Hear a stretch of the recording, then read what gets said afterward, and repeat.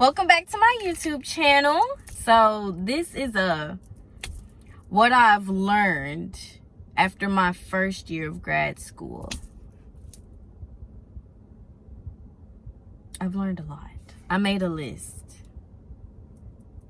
of everything that I could remember. So the first order of business is my experience as a grad student.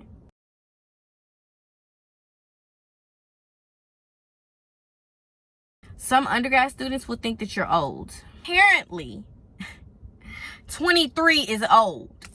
I was just like, 23? Yeah. I had someone tell me at the school, like, you're a grad student? Oh, so you're old. I even had a girl that graduated from my high school. She was at my job. I noticed her shirt. I was like, oh, I went there too. And she was like, oh, well, I just graduated. I was like, oh, well, congratulations. And then my coworker was like, yeah, we graduated in 2019. She was like, 2019? And we was like, yeah. And she was like, y'all are old. And it's like, no, we're not old. And she was like, yes, y'all are. And we was just like, no, we're 23. And she was just like, no, y'all are old. Baby, get out. Get out, because people think I'm 16 anyway. People be thinking I'm lying when I say I'm 23. And now I'm being told that I'm old. But anywho, next order of business. Some professors will expect you to be in a certain place that you aren't. What I mean by that is like learning wise, knowledge wise. I've had some professors while being a grad student that expects you to know how to do it, because it's like you were in undergrad for it, so you should know how to do it by now. And it's like, ma'am, I've consumed way too much information.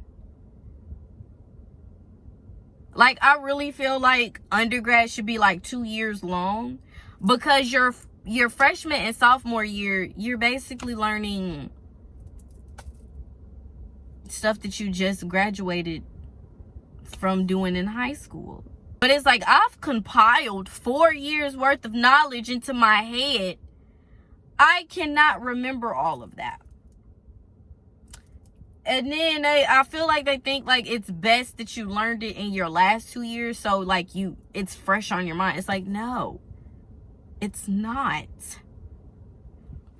It's actually a lot. Because I think in my undergrad, I was taking, at most, I think I took 7 or 8 classes. Baby, I was taking way too many. But I had gotten into the accounting class, and it's like she was talking as if we knew. And it's like, ma'am, it's been a little minute. Can we get a refresher and then we just jump into it? That would be better. I'm more of a hands-on person. So as long as I know it, as long as I'm doing it, after you done told me and showed me and worked with me on how to do it, I got you. Because as long as consistency for me is literally key. Like, I can't just sit there and listen to you and like, oh yeah, I know how to do it. Like, I'm not one of them type of people. The next thing is teaching yourself the information is key. When you get in these classrooms, do not expect the professors to sit there and teach you everything. Because like I said, they expect you to be in a certain place that you aren't mentally, knowledge wise. I've had professors where it's like, hey, I'm having trouble on this, and they don't respond to your email to this day. You might call their office phone and they don't answer. You might show up to their office and they're not there. You know what I'm saying? So it's just kind of like legit. Sometimes you need to open that textbook. You need to find that YouTube video. You need to Google the information, and you need to get it for yourself. However you plan to get it. Because your professors are not always going to make themselves available. Some of them expect you to already know this stuff. Yeah, teach yourself the information. That's key. Or like I said, when you're in these group chats, ask these people for help. because somebody knows something. Somebody's not confused, or somebody like me, I'm not on campus. Somebody is there to where they could get to the person because you can't get to them. So reach out to your little group chat and ask them for help. And the last thing that I experienced, or will be experiencing, I should say, in the next, what's today? Today's the 20th. So I got 8 more days of freedom. Are 8-week semesters. Now, I don't know if this is for all master programs, but I can say for the new School of Business, which is the building that business classes are held in, the new School of Business, they're starting up this 8-week program for incoming students that are getting their masters in business administration with whatever. They have changed the program, so I'm guessing that people in the fall coming up, there will be a different layout of how things are done. And the program that people coming in now will be in is the new program. They've changed the semesters from being 16 weeks just going straight through to now 8 weeks. So the first half of the 16 weeks, that first 8 will be 2 classes, and then the second 8 weeks will be 2 more classes. So in one whole semester, you will have taken 4 classes, and the classes will be fast. So it's really like summer classes. When you take a summer course, take a summer class, you have 8 weeks to go through that class. And that's essentially what they're doing now for fall and spring. So, be prepared to, have a test about every week, have a quiz every week, because they need to get it going. The concentrations that I might have spoken on, I don't really remember. Those are pretty much, if you want to, you can, but it will definitely take more classes that you'd have to complete outside of your major core classes. So I think in the new program, you have 10 core classes that you must complete. And then after that, you have to complete additional courses in order to obtain a concentration in, I think they have one in finance. They said last year they were talking about they were trying to get one started in finance.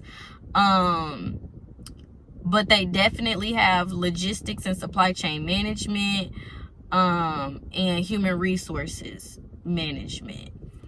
So, if you want a concentration in those areas, you have to complete your 10 course classes, and then you have additional courses to take to get that concentration. And the concentration, once you complete it, is a certificate. So you basically get a certificate saying like you completed this, your stuff basically. What else? The next thing, which is being productive.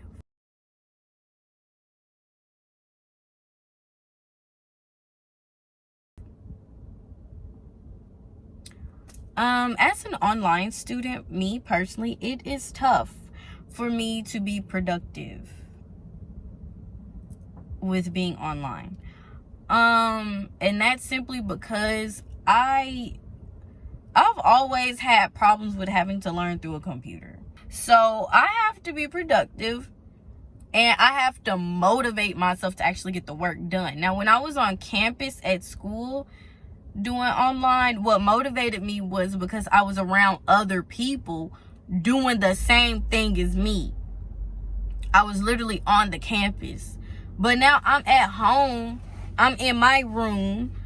My mama is not in school. My grandmother is not in school. My brother, he's not in school yet.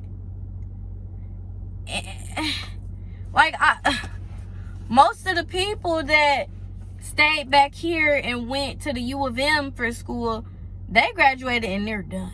Or else they're off at that school getting their masters. it's not very easy when you're not surrounded by people that are doing the same thing as you.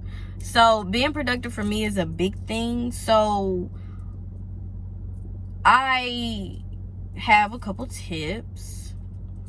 So I would recommend work when you're most likely to get things done. Me, I am a person who will stay up till 5 a.m., go to sleep, and then wake up at 10 a.m. the same day. I am a night owl, okay? I stay up so late. I'm not sleepy. I'm not tired. I don't have nothing to do. So I found myself doing my homework at those times. Like, it'll be midnight and I'm just now doing homework. I do my best work at night, but I like to do it because, one, I'm already not doing nothing, and that's usually when I have, like, I need to be doing something. Like, I get anxious. Like, I need to be doing something, but I don't know what to do. So that's when it's like, well, do your homework. Do I want to? No. But it's like, you ain't got nothing else to do. What you gonna do? Keep complaining? No, do your homework. So if you're more productive in the morning, if that's more so when you get your day started and you get things done, do your homework in the morning. Do your studying in the morning. Take your notes in the morning. Do whatever you need to do in the morning. How do I manage to keep up with everything? You know, a lot of people in school have always stressed time management. Now, I'm still not good at that. It doesn't matter how many classes people give. I'm not the best at that. Now, but it depends on what setting I'm in. Like, if I'm at home, like I said, I've had all day to get homework done, but I'm choosing to do it at midnight or at 5 a.m. You know what I'm saying? But that's because that's what works for me. I cannot sit up. The sun is up. It's a nice day outside. You don't think I'm finna go outside? You don't think somebody called me, hey, Madison, we're about to go out to eat. Do you want to go? Of course I do. This homework can wait. Like, it's so much to do during the day, and you want me to sit here for 4 hours to get a homework assignment done? Absolutely not. I will do that when it's later. And that literally means later in the night. So, I usually type out a list. I'm going to show you. And it's literally titled things to do. And these are things that I type down that I need to get done. Because 9 times out of 10, I'm not going to remember everything I need to do. Because we still have real life. And then we have school. So, I'm not going to remember every single thing that I need to do unless it's sitting there in my face. I don't know about nobody else, but I don't be remembering everything. So, I need to type it down. And once I've done it, I do a line through it. It's a strike through. And you just draw a line through it. So that lets me know, like, okay, I finished that. I don't need to do that. It saves a lot of time. Dropping classes.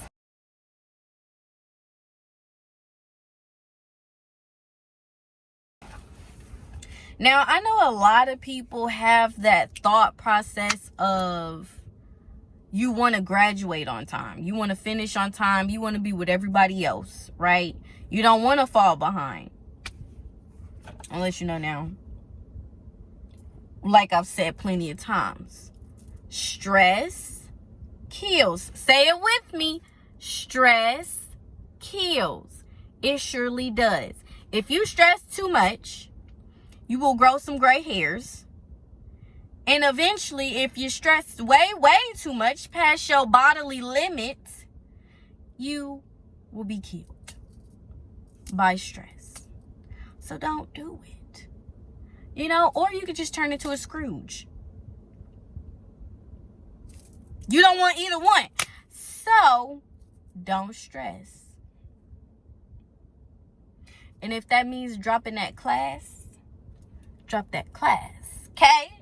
Don't do it to yourself. Don't do it to yourself. Drop that class. Especially when you know, like, oh, I'm not doing well. Drop that class. Immediately. Expeditiously. Drop it today.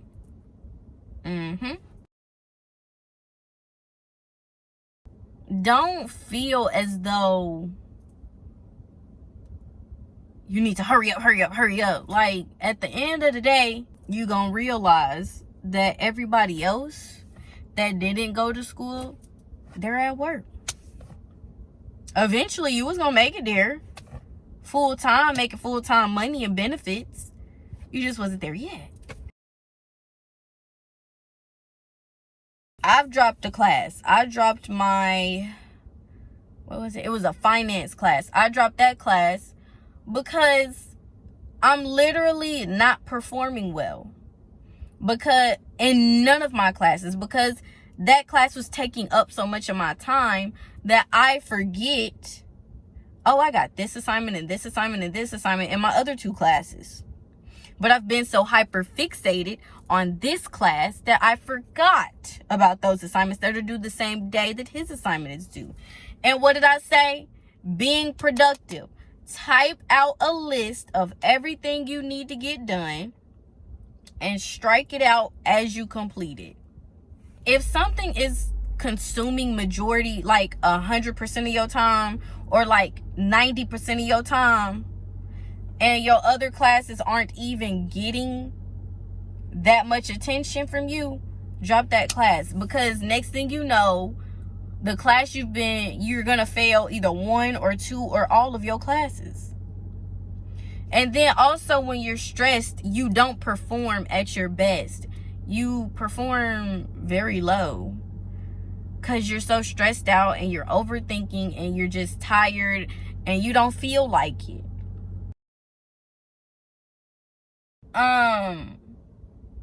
Now, tips and advice.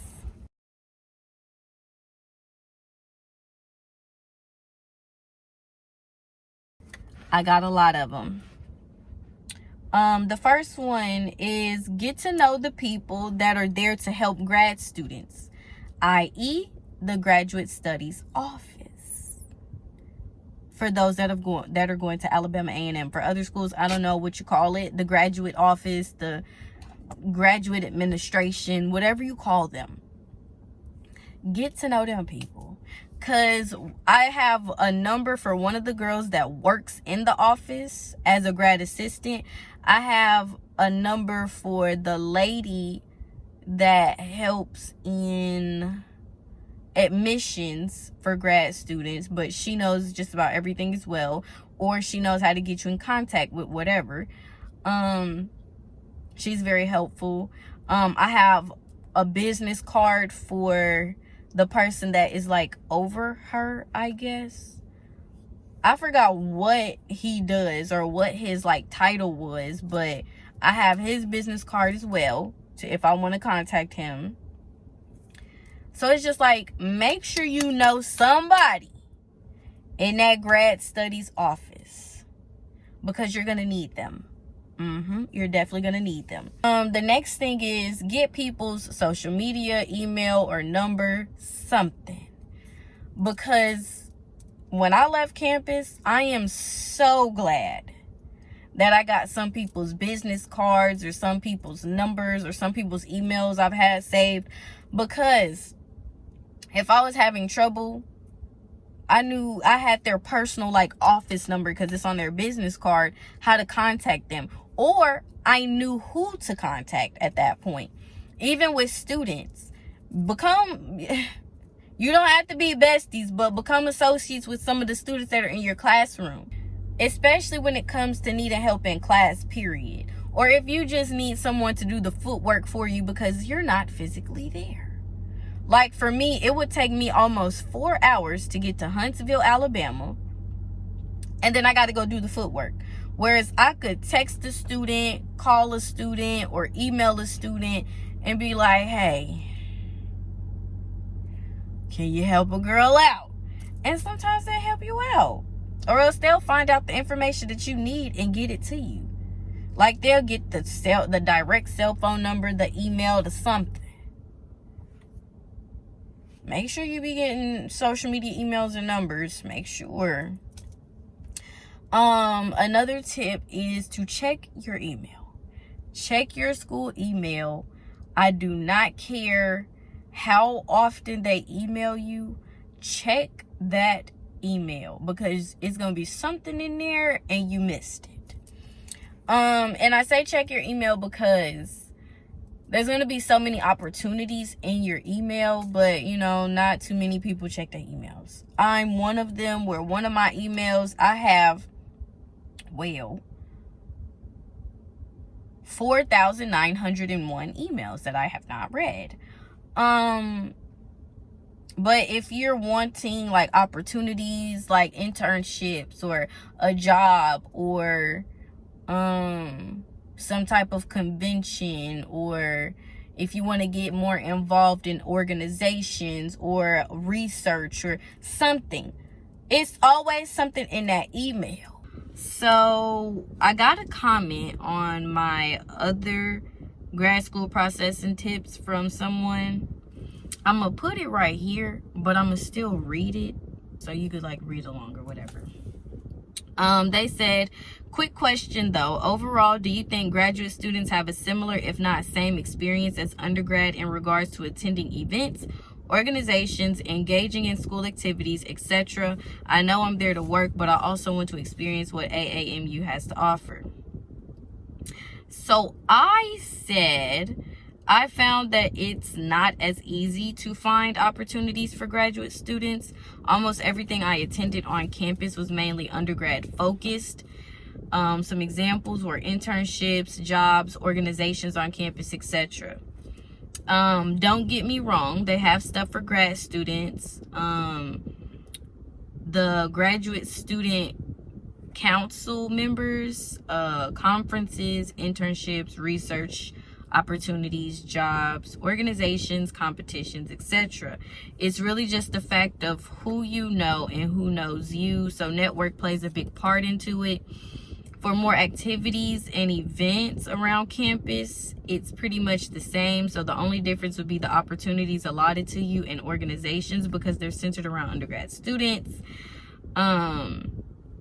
Then I said the same as in what you said of grad students having similar, if not the same, experience as undergrad. Everyone on campus can attend the different activities around campus unless they say otherwise, which is really rare to none.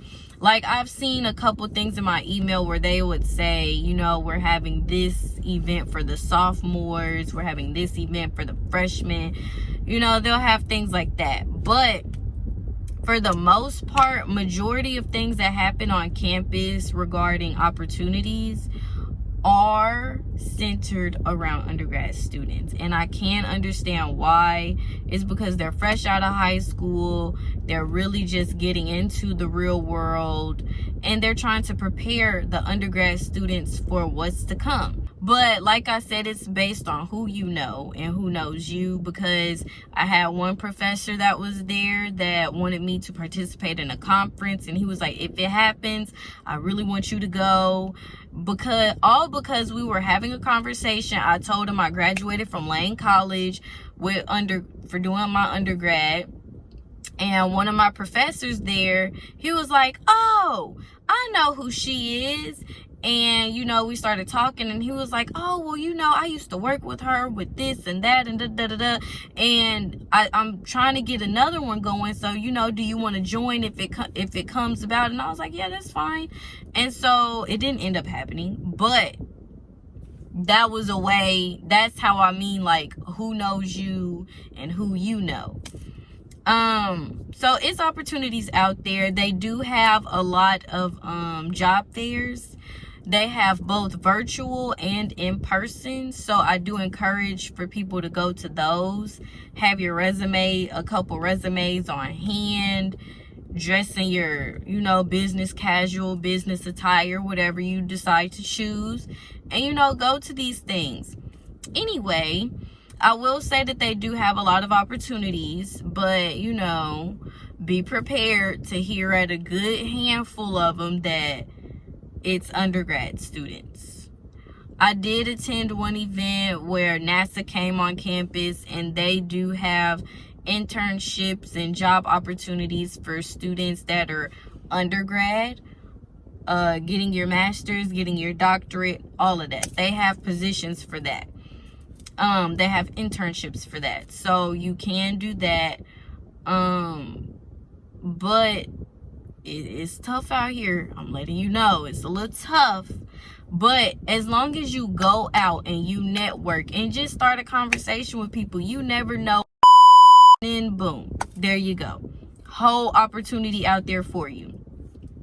And what I mean by research is some of the schools on campus, or I should say programs on campus, they have positions where you can do research, whatever kind of research you are wanting to do, and they will basically fund it and pay you. And professors within that program will help you if you need any assistance.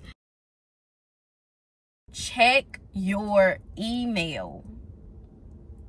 That's all I'm gonna say. Check it. The next thing is know your department chair, dean, some professors, and someone in admissions.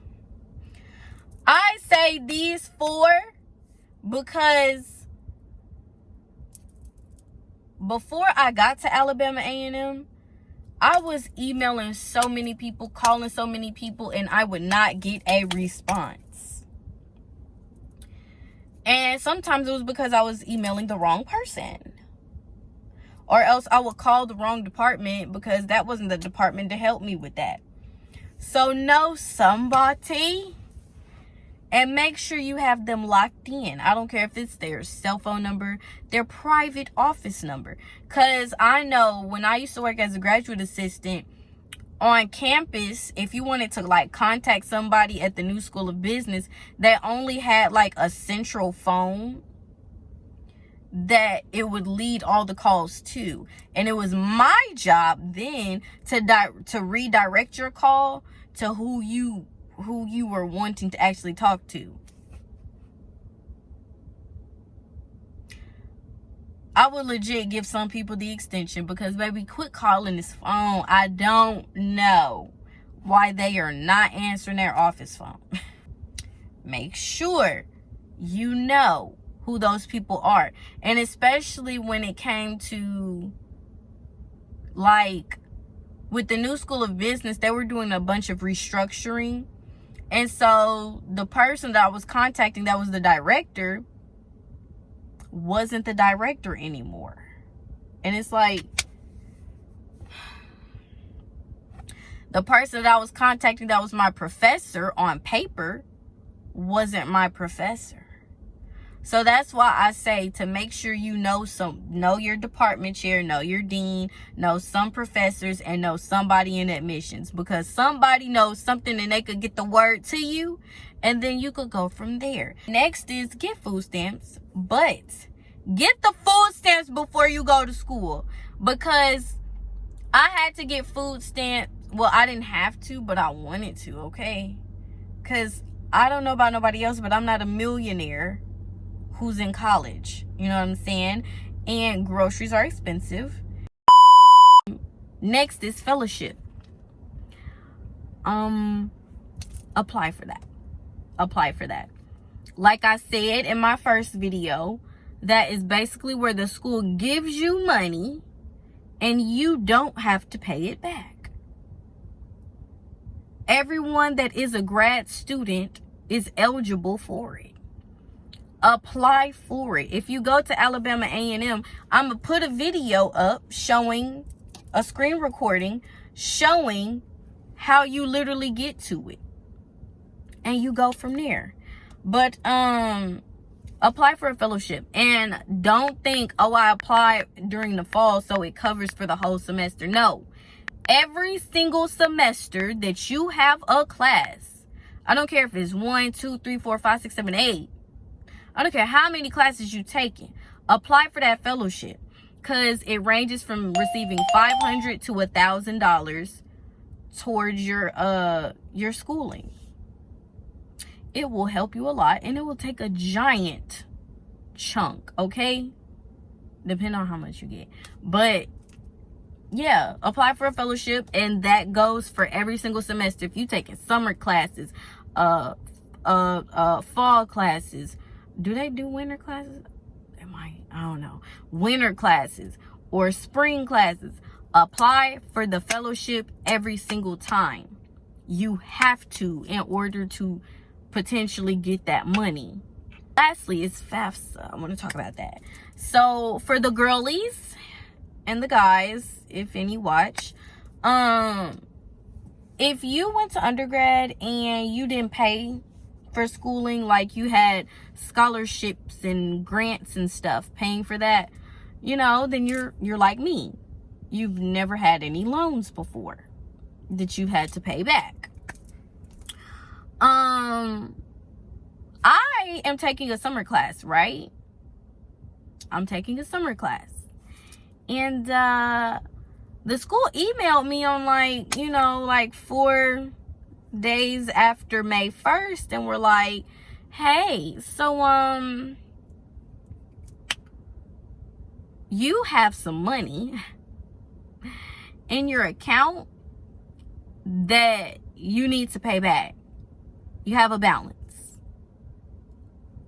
and you need to pay that back by May 28th. Who? I did not think that my financial aid money would run out. You know what I'm saying? Like, I didn't know that FAFSA only qualifies, I think, for fall and spring, not summer. And I was like, so for summer, it come out of my pocket, is what you're saying? And some people are like, well, just take out another loan. I'm already above my head with the loans from fall and spring. And you saying take out another? I'm okay. So I was just like, oh, I don't have that. And then they were like, well, make a payment plan.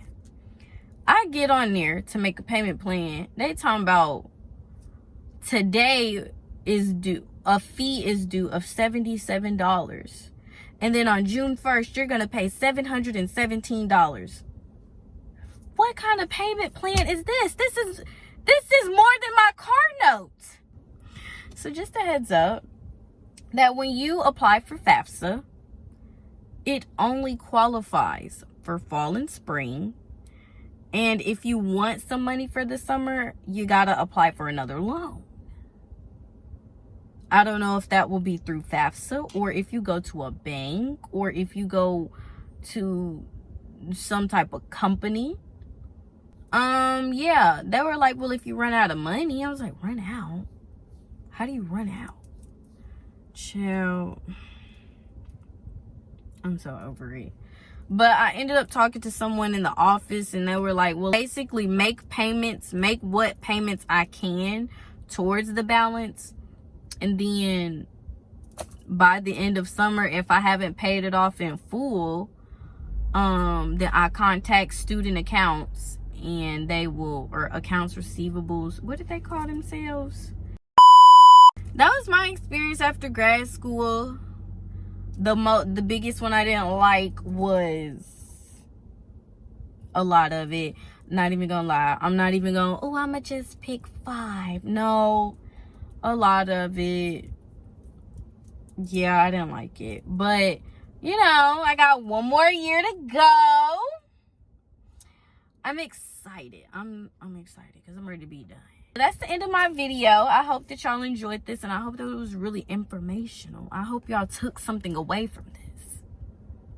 I'm struggling, so you don't have to, unless you don't watch my video. Unless you don't subscribe and see when I post an update about grad school, then you gonna struggle too. Oh well, you obviously didn't want no help, and that's fine. But make sure y'all like, comment, and subscribe. And let me know if you found this helpful, whether you put it in the comments or if you contact me through my social media. Just let your girl know that she is helping somebody. That's it. And I'll see y'all in my next video. Bye.